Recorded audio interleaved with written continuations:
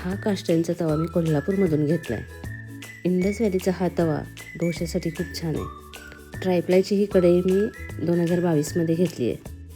छान केलं डेकोरेशन ना.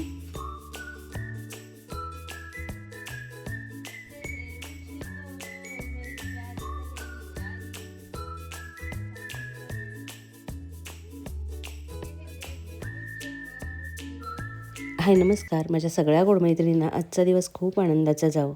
तर आता मी तयार होते आहे आणि चालली आहे माझ्या एका मैत्रिणीकडे. हळदी कुंकू आहे तिथे. मागच्या आठवड्यातला व्हिडिओ आहे आणि तो शेअर करायचा राहून गेलेला. आणि यावर्षी रथसप्तमी जरा लवकरच होती, त्याच्यामुळे फार कमी दिवस होते हळदी कुंकूचे प्रोग्राम करण्यासाठी. आणि किती छान दिवस होते ना हे सगळे. या निमित्ताने का होईना आपण रोज छान छान तयार होत होतो. त्या निमित्ताने कपाडातल्या सगळ्या साड्या बाहेर निघत होत्या. आणि अगदी वर्षभर एकमेकींना भेटणं होत नसलं तरी या निमित्तानं का होईना पण भेटणं होत आहे. तर आजच्या व्हिडिओमध्ये मी 2 मैत्रिणींच्याकडे हळदी कुंकूला गेलेले. तर खूप छान त्यांनी घर पण डेकोरेट केलेलं आणि डेकोरेशन पण छान केलेलं, म्हणून मुद्दाम तिथले व्हिडिओ घेतले, ते शेअर करणार आहे. आणि पुढे माझ्याकडची जी ट्रायप्लायची भांडी आहेत ना, तर त्याचं कलेक्शन आहे, तर ते तुमच्याशी शेअर करणार आहे. थोडी लवकरच तयार झाली कारण बाजारात पण जायचं आहे. तर चला. तर हे माझी मैत्रीण प्रियंका, हिचं घर आहे. एंट्रन्स किती सुंदर सजवलं आहे बघा. माझ्याकडे तर खूप सारी झाडं आहेत, तुम्ही नेहमीच बघत असता. आणि ही सुद्धा झाडप्रेमी आहे. आणि आपल्यासारखंच कोणी असलं की आपल्याला किती आनंद होतो ना. खूप सारी झाडं तिनं लावलेत, अगदी हॉलमध्ये सुद्धा. तर ही आहे प्रियंका आणि हिच्याकडे आज हळदी कुंकू आहे. फक्त झाडं जरी घरात लावली ना तरी बाकी काही डेकोरेशन करायची खरंच गरज भासत नाही. आणि हे सुद्धा डेकोरेशन तिने खूप छान केलं आहे.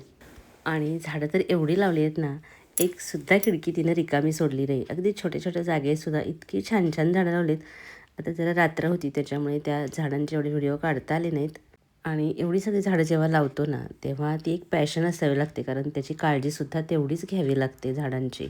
आणि घरसुद्धा छान डेकोरेट केलेलं आहे तिने. नंतर बऱ्याच वेळ गप्पा गोष्टी झाल्या आणि त्याच्यानंतर दुसऱ्या दिवशीचा एक व्हिडिओ आहे, तर तो सुद्धा शेअर करते. आणि दुसऱ्या दिवशी अजून एका मैत्रिणीकडे होतं हळदी कुंकू आणि तिने सुद्धा तिचा एंट्रन्स इतका छान डेकोरेट केला आहे. आणि घरसुद्धा तिचं खूपच सुंदर आहे. आणि तिच्याकडे सुद्धा खूप सारी झाडं आहेत, पण मी त्याचं शूट करायचं विसरले या सगळ्या गडबडीमध्ये. किती सुंदर घर ठेवलं बघा. आणि ती स्वामी भक्तसुद्धा आहे. हॉलमध्ये आलं की स्वामींचं छान दर्शन होतं आणि हिने सुद्धा खूप छान डेकोरेशन केलेलं. तर ही आहे प्रांजल. आणि मी सुद्धा आज माझी ही फेवरेट साडी नेसली आहे. खरं तर आपल्याकडे इतक्या छान छान साड्या असतात पण त्या नेसणं मात्र होत नाही. गेल्या वर्षी एका प्रोग्रामसाठी ही साडी घेतलेली, तेव्हा नेसली, त्याच्यानंतर ही आज नेसली आहे.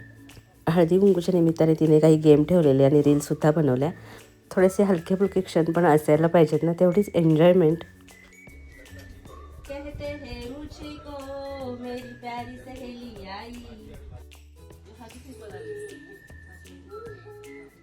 हैं मुझको हीरोइन आई कहते हैं मुझको अरे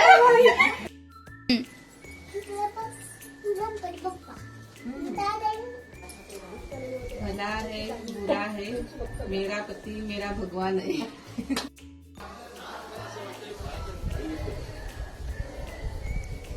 कहते हैं मुझको मेरी प्यारी दोस्त आई. चला, थोड्याशाच क्लिप इथं शेअर केल्या आणि येईपर्यंत किती वाजलेत बघा, 9 वाजलेले. त्याच्यानंतर दुसऱ्या दिवशी माझ्याकडे हळदी कुंकू होतं, त्याचा व्हिडिओ मी तुमच्याशी शेअर केला आहे. बघितला नसेल तर नक्की बघा. आज ना मी तुम्हाला माझ्याकडचं ट्रायप्लाय स्टीलच्या भांड्याचं जे कलेक्शन आहे ना, तर ते दाखवणार आहे. कारण की खूप वेळा कमेंट असते, तुम्ही बघत असता मी किचनमध्ये काहीतरी बनवत असते तेव्हा याच कढया वापरत असते. तर बऱ्याच वेळा कमेंट असते की ह्या कढया कशा आहेत, भाजी किंवा काय करपत वगैरे नाही का, किंवा पिवळी वगैरे पडत नाही का. तर मी तुम्हाला दाखवते की माझ्याकडे कुठली कुठली भांडी आहेत. आणि माझ्याकडे आता सध्या तरी सगळी स्टेनलेस स्टील किंवा ट्रायप्लाय स्टीलचीच भांडी आहेत आणि मी बऱ्याच वर्षापासून ती वापरत आहे. तर त्यातली तुम्हाला दाखवते. ही गेल्या वर्षी मी घेतलेली आहे. ही ट्रायप्लाय स्टीलचीच आहे कढई.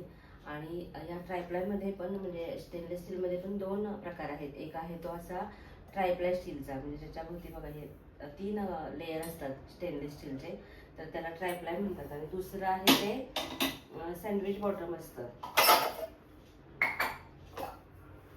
हे बघा, सँडविच बॉटम म्हणजे काय की हा एक स्टेनलेस स्टीलचा लेयर असतो आणि त्याला खाली असा अजून एक स्टेनलेस स्टीलचा बॉटम दिलेला असतो, तर त्याला सँडविच बॉटम असं म्हणतात.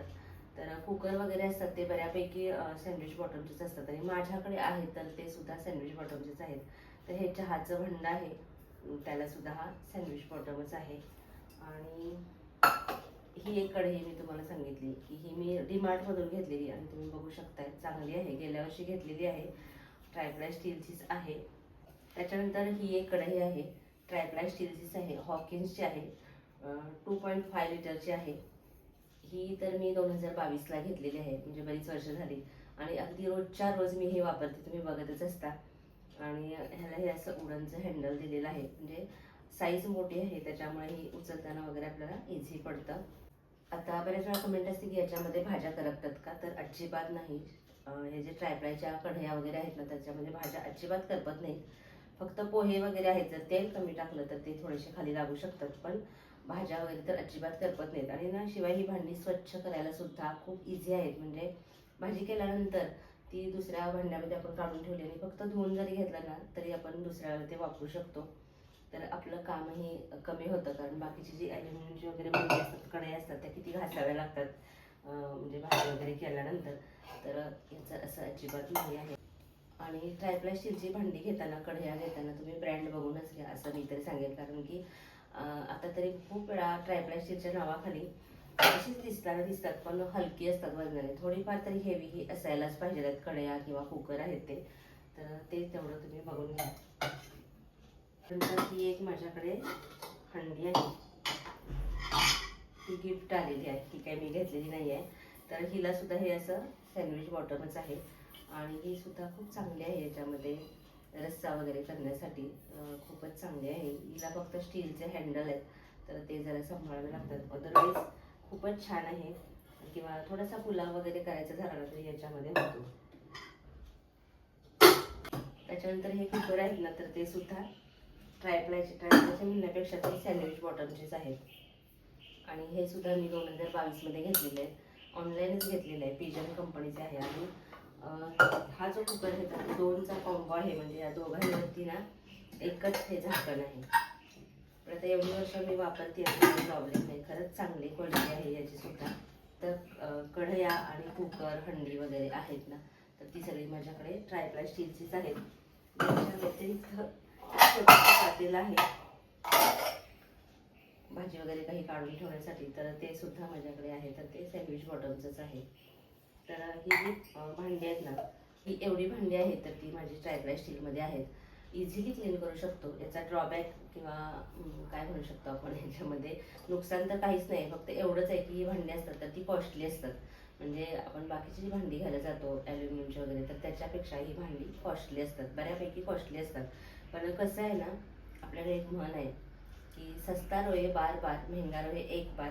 तर तसं आपण कुठलीही गोष्ट आहे ना, म्हणजे जी गोष्ट आपल्याला वर्षानुवर्षे वापरायची आहे तर ती आपण चांगल्याच क्वालिटीची घेतली पाहिजे असं माझं तरी मत आहे.